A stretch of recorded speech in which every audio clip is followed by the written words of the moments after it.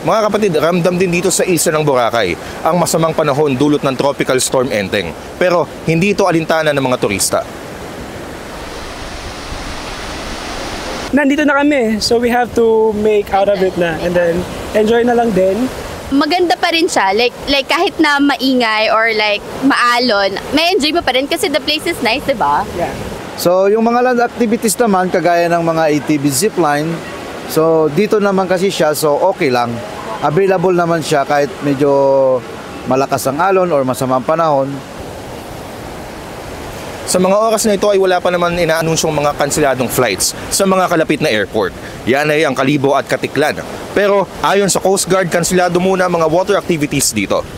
Para sa iba pang mga update tungkol sa Bagyong Enteng, bumisita at mag-follow na sa social media pages ng News 5. Ako si Emil Kailing, News 5 Digital.